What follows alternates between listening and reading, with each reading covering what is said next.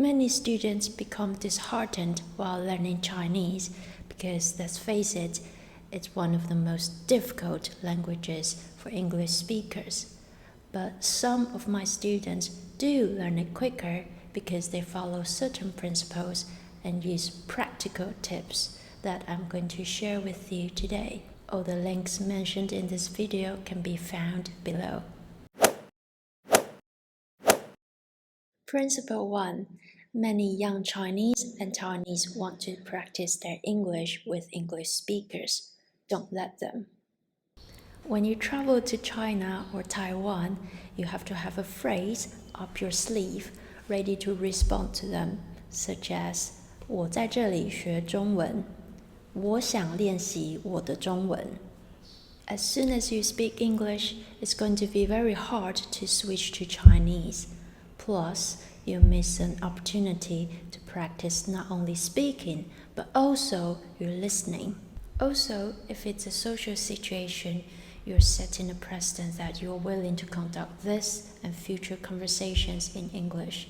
This is fatal for your Chinese learning if you end up making native friends this way. But of course, you need a certain level of Chinese to speak to people. So if you're going to use English, use it in a language exchange. A language exchange is a great way to improve your speaking and make friends with the natives in a relaxed way. You can try conversationexchange.com or ask a colleague.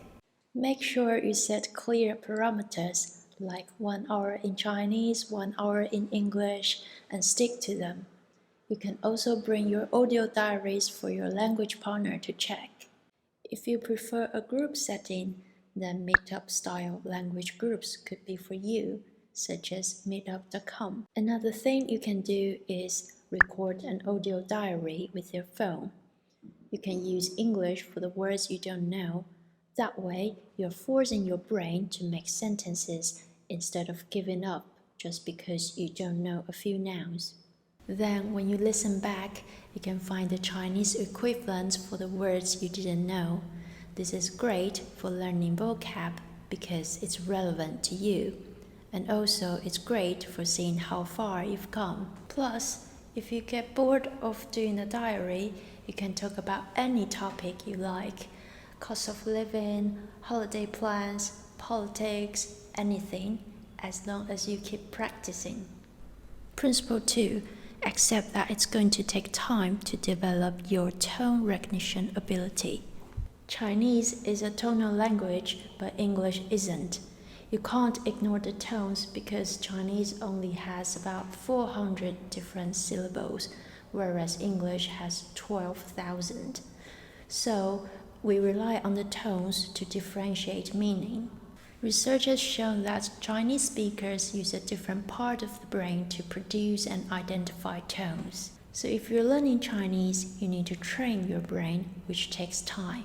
Persevere and accept that it could take months without seeing much progress before it clicks. The first tip, use a tone practice chart to familiarize yourself with Chinese syllables and their tones. Tip 2, ask a native speaker to correct your tone mistakes. Tip 3, just listen to lots of content that interests you.